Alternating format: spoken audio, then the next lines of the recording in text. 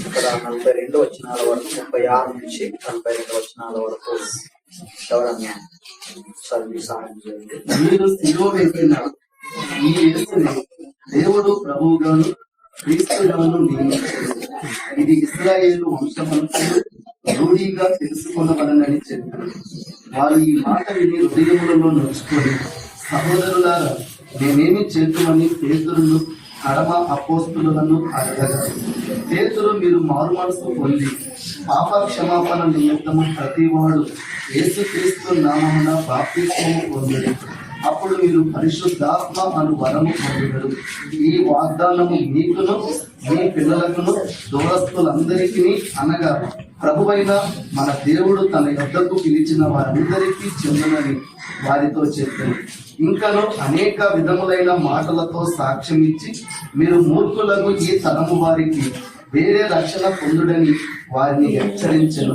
కాబట్టి అతని వాక్యము అంగీకరించిన వారు బాప్తిస్మము పొందిన ఆ దినమందు ఇంచుమించు 3,000 మంది చేర్చబడి, వీరు అపోస్తలుల బోధయందును, సహవాసమందును, రొట్టె విరుచుట యందును, ప్రార్థన చేయుట యందును ఎడతెగక ఉండేది. ఇక్కడ దేవునికి స్తోత్రాలు. దేవుని పరిశుద్ధ లేఖన గ్రంథంలో చదివినటువంటి లేఖన భాగంలో కొంతమందికి విషయము తెలుసు, కొంతమందికి తెలియకపోవచ్చు. అయితే మరి మీరు సిలువ వేసిన ఈ యేసే దేవుడు ప్రభువుగాను క్రీస్తుగాను నియమించను, ఇది ఇజ్రాయేలు వంశము అంతయు రూఢిగా తెలుసుకున్న వాళ్ళని చెప్పాను. అంటే యేసు ప్రభుల వారు తండ్రి, కుమార, పరిశుద్ధాత్మ దేవుడు ముగ్గురా లేకపోతే ఒకడా? దేవుడు ఒక్కడే. కానీ చాలా మంది ఈ ఒక్కడంటని చెప్పేసి తెలిసిన తర్వాత కూడా ఇంకా కొంతమంది మరలా తండ్రి, కుమార, పరిశుద్ధాత్మలోకి వెళ్ళిపోతా ఉన్నారు. అది వాక్యానికి విరుద్ధమని నేను భావిస్తున్నాను.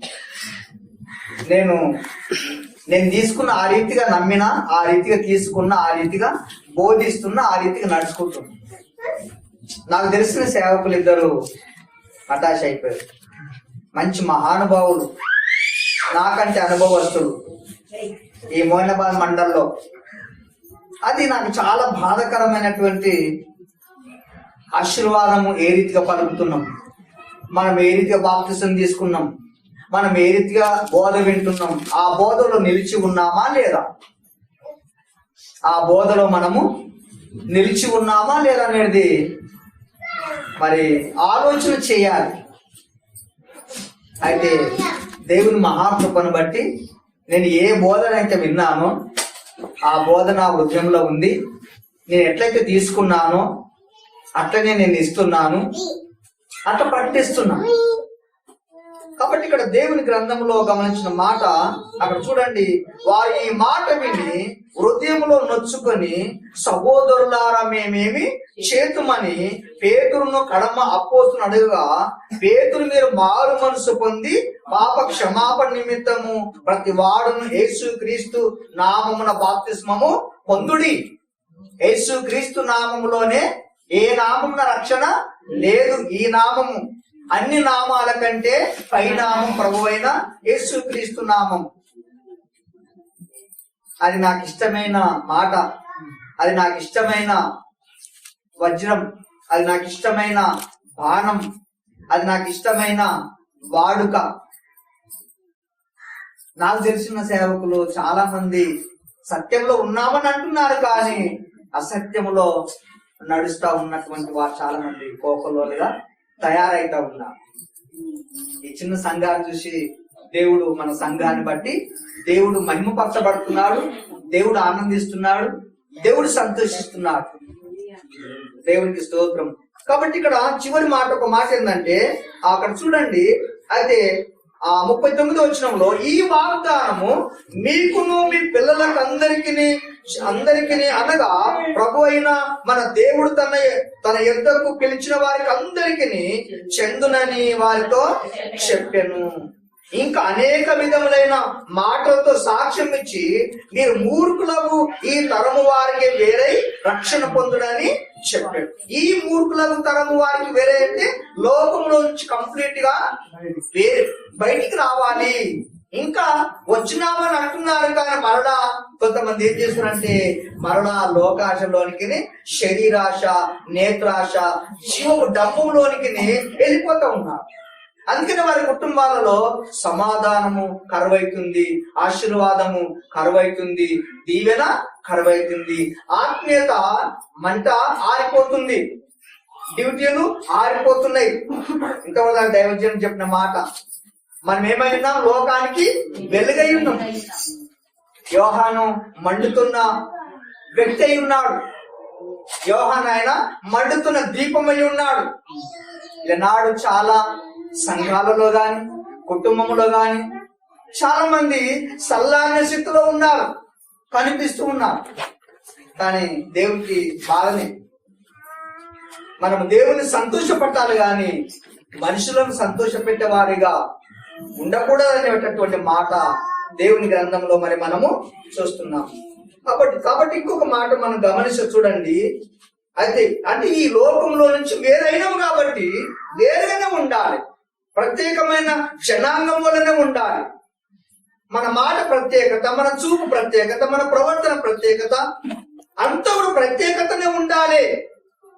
విలువైనటువంటి జనాంగం మనము, దేవుని రక్తం చేత కడగబడ్డ జనాంగము, ఆయన సొత్తు, ఆయన ప్రజలము, ఆయన సేవకులము, ఆయన దాసురాళ్ళము, ఆయన దాసులము, ఆయన పనిముట్లు, రాజులైన యాజక సమూహము. ఎంత గొప్ప మాట కదండి! రాజులైన యాజక సమూహము, రాజుల వంశము మనది, మామూలు వంశము కాదు, రాజుల వంశం.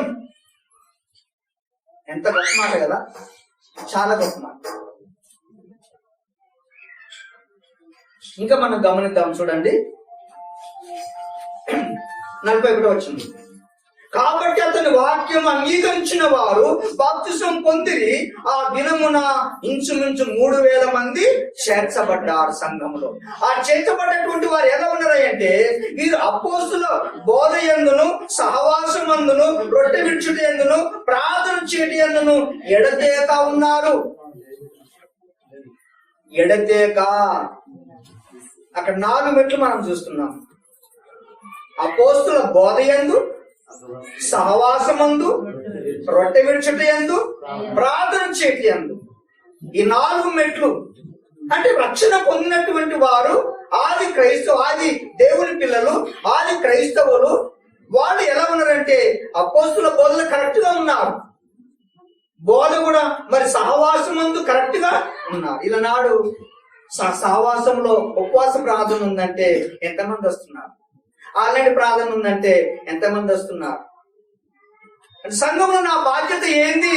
నేను కాటి పెట్టలేయాలనా, లేకపోతే వాక్యం చదవాలనా, లేకపోతే ప్రార్థన చేయాలనా, పాటలు వాడే తలాంతుందా, ఏ తలాంతు నాది అని ఎవరు కూడా ఆ తలాంతులను భూమిలో పాచిపెడుతున్నారు. ఇంతవరకు దైవజనులు పరిశుద్ధాత్మ దేవుడు మాట్లాడి మరొకసారి దేవుడు గుర్తుకు చేస్తా ఉన్నాడు. నా తలాంతు ఏంటి? సేవకునికి ఎలా ఉండాలి నేను అంటే రాకడ పోవడం అంతేనా? రాకాడి పోగాలి ఇంతవరకేనా నీకు ఆ పరిచర్య, నీ బాధ్యత? No, that is wrong. చాలా రాంగ్. అందుకే నిన్ననాడు సంఘాలు పొట్టిగానే ఉంటున్నాయి కానీ పొడుగు అవ్వడం లేదు. మంచి మాట. లోకానికి వెలుగై ఉన్నాం. వెలుగు మండుతున్న దీపం, వెలుగు మండుతున్న దీపం. ఎంత గొప్ప మాట కదా అది, చాలా గొప్ప మాట. దీపం వెలిగించి కొంచెం కింద కాదు గాని పైన పెడితే అనేకులు ఆ వెలుగులోనికి వచ్చి దీవించబడతారు, ఆస్వాదించబడతారు, ఫలిస్తారు, సంఘం డెవలప్మెంట్ అయిపోయింది. కాబట్టి ఎవరు కూడా అంటే సేవకుల మీద కాదు, రక్షణ పొందిన ప్రతి వారి మీద భారమే. అందుకనే పౌలు అంటున్నాడు, సువార్త ప్రకటించవలసిన భారము నా మీద మోపబడి ఉంది. నేను సువార్త ప్రకటించకపోతే నాకు శ్రమ. నాకేమైంది? శ్రమ. పౌలను మాట ఏంటంటే, సువార్త ప్రకటించవలసిన భారము నా మీద మోపిండి దేవుడు, ప్రకటించకపోతే నాకు శ్రమ. ఎంత శ్రమనో ఆయనకు వచ్చిన శ్రమలు మనకు వచ్చాయండి? ఎవ్వరు కూడా రాలేదు, ఎవ్వరికి కూడా రాలేదు. హ్యాపీగా ఉన్నాం. నరకానికి వెళ్తున్నారు చాలా మంది, సత్యం తెలియక నరకానికి వెళ్తున్నారు. వాడి ఆ రక్షించే బాధ్యత మనదే. వాక్య సత్యములు ఉన్నటువంటి మనము. అబద్ధ బోధ కాదు ఇది, ఒరిజినల్ బోధ ఇది. అపోస్తుల బోధ, ఒరిజినల్ బోధ ఎక్కడ లేదు, ఎక్కడ కూడా లేదు. అయితే దేవునికి స్తోత్రం. అపోస్తుల బోధ యందును సహవాసం అందును రొట్టె విరుచుట బల కార్యక్రమం ఉన్నప్పుడు చాలా మంది దుమ్మారు పడతా ఉంటారు. ఎందుకండి? ఎంత భయంకరంగా! దేవుని శరీరం ఎంత భాగ్యం, ఆయన రక్తంలో పాలిభాగస్తులు అవుతే ఎంత భాగ్యం అది.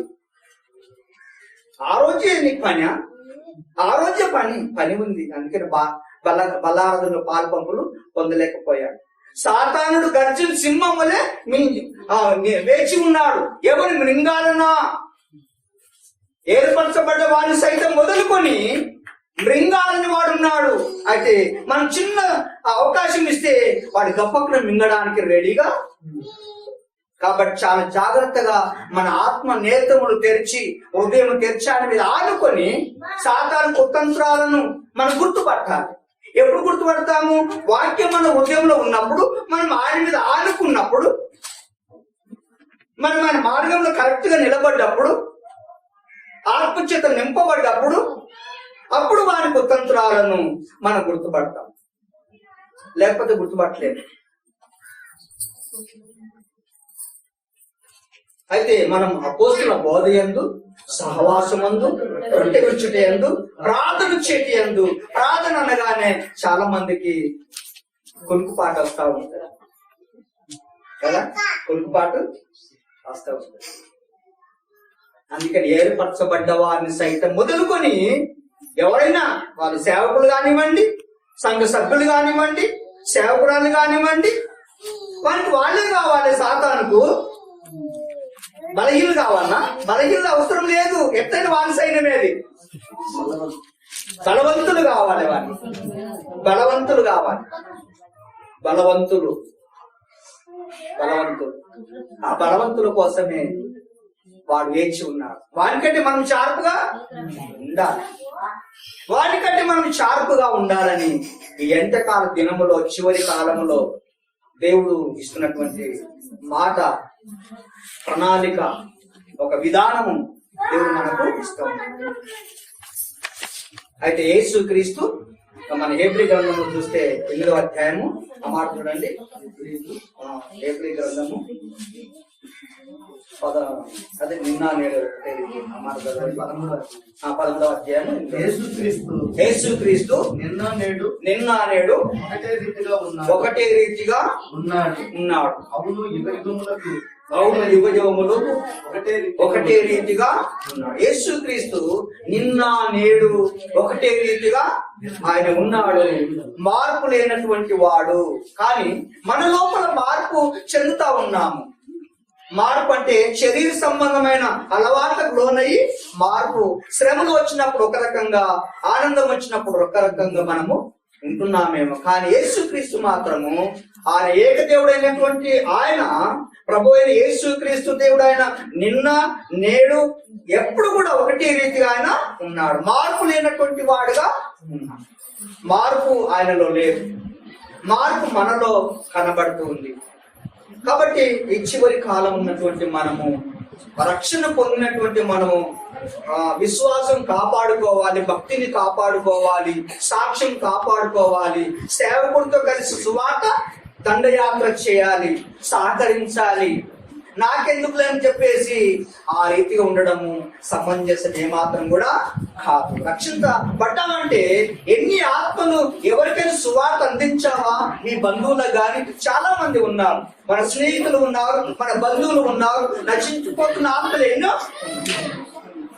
అయితే మన బాధ్యత కూడా మనం మరవకుండా ఆ బాధ్యత నిర్వర్తించే వారంగా మనం ఉండాలని ఈ అవకాశము దేవుడు మనకు ఇస్తున్నాడు.